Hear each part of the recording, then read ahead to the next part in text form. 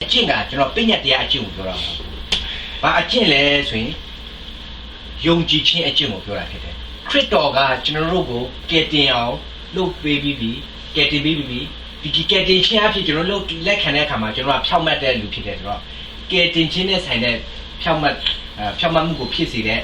အကျင့်တရားကိုပြောတာဖြစ်တယ်။အဲ့ဒါပြညတ်တရားကိုစောင့်ရှောက်တဲ့အကျင့်ပြောတာမဟုတ်ဘူး။ကယ်တင်ခြင်းအကျင့်ကိုကျွန်တော်ပြောတာဖြစ်တယ်။ခရစ်တော်ကိုယုံကြည်ခြင်းဆိုတဲ့အကျင့်ကိုကျွန်တော်ပြောတာဖြစ်တယ်။ဒီခရစ်တော်ယုံကြည်ခြင်းဆိုတဲ့အကျင့်အားဖြင့်တာလေးကျွန်တော်ကယ်တင်ရမှာဖြစ်တယ်။ဆိုတော့ယောဟန်3:16ကဘယ်လိုပြောတာလဲ။ဘုရားသခင်ရဲ့သားတော်ကိုယုံကြည်သောသူအပေါင်းတို့သည်ပျက်စီးခြင်းတို့မရ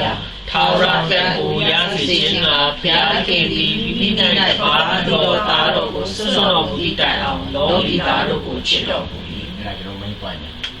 လိုမျိုးလဲ။ဆိုတော့ကျွန်တော်ယောဂီသားတွေကဘုရားရဲ့ချစ်ခြင်းအဖြစ်ကျွန်တော်ကယ်နှုတ်ထင်ခံရပြီးဒီကယ်နှုတ်တဲ့အပေါ်မှာအဲ့ဘုရားသခင်ခရစ်တော်အဖြစ်ကယ်နှုတ်တော့ကျွန်တော်လက်ခံတဲ့အခါမှာကျွန်တော်ဒါကိုကျွန်တော်ယုံကြည်ခြင်းအကျင့်ကျင့်တယ်ဆိုတဲ့ဥစ္စာကိုဖြစ်သွားတယ်။အဲ့ဒီအပေါ်မှာကျွန်တော်ကကယ်တင်ခြင်းရတာဖြစ်တယ်။ဆိုတော့ကယ်တင်ခြင်းတကယ်ရသွားပြီခရစ်တော်တကယ်ရဲ့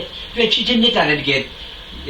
နားလေတဘောရဲ့ချစ်ခရစ်တော်ရဲ့ချစ်ခြင်းမြတ်တာတကယ်နားလေတဘောပေါက်တဲ့လူအသက်တာမှာပြောင်းလဲမှုဆိုတာရှိတယ်။ဘာလို့လဲဆိုတော့အဲ့ဒီကျွန်တော်တို့ဒီပြောင်းလဲမှုဒီယုံကြည်ခြင်းဆိုတာလည်းသူကဟိုဒါမနော်သူအလကားခုတည်းနဲ့သွားတာမဟုတ်ဘူး။သူကအနောက်မှာအဲ့ဒီ witness ဟိုဒါမနော်ကျွန်တော်တို့သူရဲ့နောက်ဆက်တွဲဟိုဒါမနော်သူရဲ့တုံ့ပြန်မှုဆိုတာရှိတယ်။ဆိုတော့အဲ့တုံ့ပြန်မှုလေးကဘာမှရှိလဲဆိုရင် James 2:17-20မှာရှိတယ်နော်ဒီယာကုပ်နဲ့7:90 James နဲ့ကျွန်တော်တို့ရှင်ဘောလို့အဲဒီယောမကိုကျွန်တော်တွဲပြရတယ်ဘာလို့ဆိုတော့ဒီခါကျတော့ James နဲ့အဲဒီယောမကဒီခါလေး contradict ဖြစ်လို့ချိုးရဖြစ်ပြောတယ်လို့ဒါပေမဲ့အများကြီးတွဲလို့လေ့လာတဲ့အခါမှာဘယ်လိုလဲထိုနည်းတူအကျင့်နဲ့ကင်းသောယုံကြည်ခြင်းသည်တပါးတည်းရှိသောကြောင့်အသေးဖြစ်၏တဏီကတင်းသည်ရှိ၏ငါသည်အကျင့်ရှိ၏တို့ဖြစ်၍တင်းသည်အကျင့်မရှိဘဲတင်း၏ယုံကြည်ခြင်းကိုပြလော့ငါမူကားအကျင့်အားဖြင့်ငါ၏ယုံကြည်ခြင်းကိုပြမည်ဟုပြောเสียရှိ၏ဘုရားသခင်တဆူတည်းရှိသည်ဟုသင်သည်ယုံ၏ကောင်းပေ၏နတ်ဆိုးတို့သည်ယုံ၍ကြောက်ရွံ့တုန်လှုပ်ကြ၏ပြက်ပေါ်သောအချင်းချင်းနှင့်ကင်းသောယုံကြည်ခြင်းသည်အသေးဖြစ်သည်ကိုသိခြင်းလောငါတို့ဟာအာဗြဟံသည်မိမိသားဣဇက်ကိုယစ်ပလင်ပေါ်မှာတေလူပူဇော်သောအခါအကျင့်အားဖြင့်ဖြောင်းမရာသို့ရောက်သည်မဟုတ်လောယုံကြည်ခြင်းသည်အကျင့်နှင့်အကွာပြု၍အကျင့်အားဖြင့်စုံလင်သည်ကိုသိမြင်ရ၏အာဗြဟံသည်ဘုရားခင်ကိုယုံကြည်သည်ဖြစ်၍လူ၏ယုံကြည်ခြင်းကိုဖြောင်းမခြင်းကဲ့သို့မှတ်တော်မူ၏ဟုသောကျမ်းစာပြည့်စုံလေ၏အာဗြဟံသည်လည်းဘုရားခင်အဆွေဟူ၍ခေါ်ဝေါ်ခြင်းကိုခံရ၏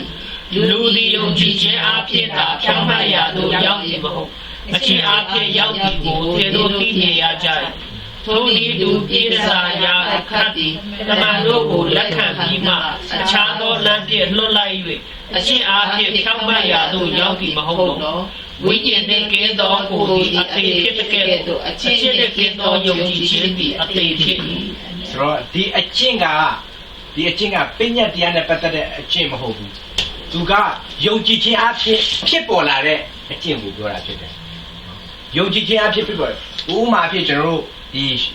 ဟိုသာဘုရားပြောတဲ့အာဗြဟံဥပမာပေးထားတယ်အာဗြဟံကသူကဖျားကိုသူယုံတဲ့အခါမှာဖျားက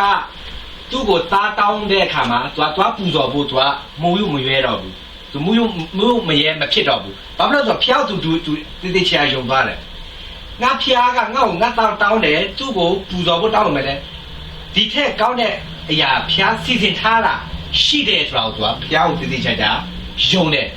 သူ့မှာတာပတဲ့ပဲရှိတယ်တရားကိုပဲရှိတယ်ဒါပေမဲ့ဒီတရားကိုဖျားကန်တို့ပူဇော်ခိုင်းတဲ့အခါမှာဒါပေမဲ့သူကဘယ်လိုယုံလဲဆိုတော့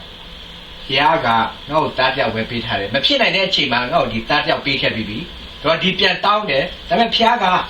provide he is the provider ဒီဘုရားကပေးတဲ့ဘုရားဖြစ်တယ်ကောင်းအောင်လုပ်တဲ့ဘုရားဖြစ်တယ်ဆိုတဲ့ဥစ္စာသူ့မှာသိထားတဲ့အခါမှာဘုရားသူဘလို့အကောင်းဘုရားကိုသူအကောင်းဘက်မှာပဲသူကမြင်တယ်မြင်တဲ့အတွက်ကြောင့်မလို့ဘုရားတောင်းတဲ့အတိုင်းသူလုပ်နိုင်တာဖြစ်တယ်ဒီအတိုင်းပဲဖြစ်တဲ့စာရာခတ်သူကကြားထားပြီးသားဟ လွန်ခဲ့တဲ့နှစ်ပေါင်း40ကတည်းကဒီဣတိလာဒီအကြီးကနေကူးလာပြီးတော့တိုင်လိုက်တော့ဒေသမှာလည်နေတဲ့အခါမှာတွေကသူ့လူတွေကနော်ဘုရားကြောက်ထားပြီးသားဣတိလာရဲ့ဖျားကတော်တော်ဘုံကြီးတဲ့ဖျားတကယ်ဖျားအမှန်ဖြစ်တဲ့ဥစ္စာကတေချာသိတယ်အဲ့ဒီဖျားကဒီယရိခေါလဲလာတိုက်လို့ရအောင်ခွင့်ပေးထားမယ်ဆိုရင်သူသိတဲ့ဒီယုံတဲ့အခါမှာသူတရှုံမြောက်ကိုသူကလက်ခံလိုက်တာဖြစ်တယ်တကယ်တမ်းဆိုရင်သူလုပ်တဲ့အမှုကဘာလဲဆိုရင်နိုင်ငံတော်တစ္ဆဖောက်နိုင်ငံတော်တစ္ဆဖောက်ဒါပေမဲ့သူတရားမှာတဲ့ဘု သူပူယုံလဲဆိုရင်ဣတိလာဖျားရဲ့တကူဣတိလာဖျားရဲ့ကြီးမြတ်တော်မူခြင်းကိုသူပူယုံလိုက်တဲ့အခါမှာသူဘာနဲ့တက်တည်ခဲ့ပြလဲဆိုရင်အဲ့တရှုံမြောက်ကိုသူဖွက်ပေးထားတာနဲ့ကျွန်တော်တက်တည်ခံပြရတာဖြစ်တယ်ဆိုတော့ကျွန်တော်ယုံတယ်ပြောရမယ်လေကျွန်တော်အသက်တာမှာလည်းပြဖို့လိုတယ်ဥမာပြကျွန်တော်ဖျားကံကောက်ကိုခရစ်တော်အဖြစ်ကောက်အကုန်လုံးပေးထားပြီးသားနော်ငါဘာမှပူစရာမလိုတော့ဘူးလို့ကျွန်တော်ယုံတဲ့အခါမှာမပူစရာမလိုတော့ဘူးဆိုတဲ့ဥစ္စာကိုကျွန်တော်အမြဲတမ်းနှလုံးသွင်းနေရမယ်အဲ့ဒါကဘာကိုပြလဲဆိုရင်ကျွန်တော်ယုံတာကိုကျင့်တာလို့ပြောတာဖြစ်တယ်နော်ပါဇက်ထဲနေပြီးတော့အနှုတ်လက္ခဏာစကားတွေလည်းမပြောလို့လို့စိတ်ညစ်တာတို့ဘာလို့လည်းမပြောဘူးလို့ဘာဖြစ်လို့ဆိုကျွန်တော်ကယုံထားပြီးသားလေခရစ်တော်အဖြစ်ငါပြည်စုံတဲ့လူခရစ်တော်အဖြစ်ငါဟာဘုရားသခင်ကိုထောက်ပံ့မှာပဲငါလက်ရှိအခြေအနေရငါမျက်လုံးနဲ့ကြီးနေတဲ့အခြေရမဖြစ်နိုင်ဘူးထင်မဲ့လဲငါတော့ဒီဖျောက်ငါယုံတယ်ဖျားငါ့ကိုဒီအခက်ပြက်နေရတဲ့ဖယ်ထုတ်မယ်လို့ယုံတယ်ဆိုပြီးတော့AACC နေတယ်ဆိုတာကအဲ့ဒါကအကျင့်လို့ခေါ်တာဖြစ်တယ်ပညာတရားအကျင့်မဟုတ်ဘူးယုံကြည်ခြင်းအကျင့်အဲ့ဒါကိုကျွန်တော်လူကိုပြမှာဖြစ်တယ်မင်းယုံတယ်ပြောတော့မင်းအမြဲတမ်းစိတ်ပူနေဆိုရင်လည်းဘာမယုံကြည်တဲ့လူလည်းအထူးပဲသူလည်းဖျောက်မယုံသူလည်းစိတ်ပူတာပဲကိုကဖျောက်ယုံတယ်ကိုစိတ်ပူတယ်ဆိုရင်ကိုမှ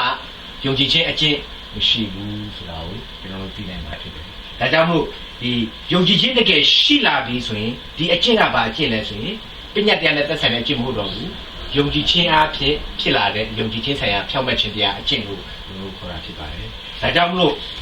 ဒီယောမနှစ်ခုမှာဆိုရင်ယုံကြည်ခြင်းအဖြစ်ကောင်းသောအကျင့်ကိုအမြဲကျင့်တယ်ဆိုတာကျတော့ကျွန်တော်ပညာတရားအကျင့်ကိုပြောတာမဟုတ်ဘဲနဲ့ခရစ်တော်အဖြစ်လုပ်ခဲ့တဲ့အရာကိုကျွန်တော်ယုံတဲ့ကျွန်တော်အကျင့်ကိုကျွန်တော်ပြောတာဖြစ်တယ်။နောက်ပြီးကျွန်တော်ယောမနှစ်ရှစ်မှာကျတော့နားမထောင်ပဲလို့ပြောတဲ့အခါမှာကျွန်တော်ယောမအင်္ဂလိပ်လိုကျတော့ to disbelieve အင်္ဂလိပ်မှာ disobey ပါတော့နားမထောင်ပဲပြောတဲ့အခါမှာကျွန်တော် Greek မှာကျတော့ဘယ်လိုမျိုးရေးထားလဲဆိုရင်ဒါ disbelieve ဆိုရေးထားတယ်။မယုံကြည်ဘူး။ဖျားခင်လုပ်ပေးတဲ့ဥစ္စာကိုမယုံကြည်ဘူး။မယုံကြည်တဲ့အခါယောမနှစ်ဒီဘောနော်ယောမနှစ်ရှစ်ခုမှပြောတဲ့အတိုင်းဖျားရဲ့တနာချင်းဂိယုနာကိုညှင်းဆန်တဲ့မယုံကြည်ခြင်းနားမထောင်ခြင်းဆိုတဲ့အကျင့်ကိုကျင့်တဲ့အခါနဲ့နောက်ဆုံးခါမှာကြီးစွာသောဆင်းရဲဝေဒနာကိုခံစားရမှာဖြစ်တယ်ဒီကြီးစွာသောဆင်းရဲဝေဒနာကပညာတရားကိုသူဘယ်လောက်ပြည့်အောင်မြင်အောင်ကျင့်လည်းမကျင့်နိုင်ဘူးမှဒီဖျားလုပ်ပေးထားတဲ့အရာပေါ်မှာခရစ်တော်အဖြစ်လုပ်ပေးထားတဲ့အရာမှာသူနားမထောင်ဘူးမယုံဘူးအဲ့ဒီအတွက်ကြောင့်လို့အဲ့ဒီမယုံကြည်ခြင်းအကျင့်ကိုကျင့်တဲ့အတွက်ကြောင့်လို့သူကောင်းကောင်းအဖြစ်ပေးခံမှာဖြစ်ပါတယ်ဆိုတော့အဲ့ဒါကိုကျွန်တော်နားလည်ဖို့လိုတယ်ဆိုတော့ကျွန်တော်ယောမနှစ်30လို့လည်းကျွန်တော်စိတ်ကြည့်ကြရအောင်သာသနာပလူတို့သည်ပညာတရားတော်ကိုမသိပဲကိုယ်ဝေရောက်တရားတော်ကိုကျင့်တော်အခါလူတို့သည်ပညာတရားတော်ကိုမသိပဲကိုယ်ကျင့်တရားကိုအမိပြုသဖြင့်၎င်းကိုသိသောစိတ်နှလုံးသည်တတ်သိခံဖြစ်၎င်းအချင်းချင်းဆွေးနွေးစိတ်ချင်း၍အပြစ်တင်လူတို့လျက်သည်သဖြင့်၎င်းမိမိတို့စိတ်နှလုံးထဲ၌မှတ်သားသောတရားဖြင့်ကျိုးကိုထင်ရှားစွာပြကြ၏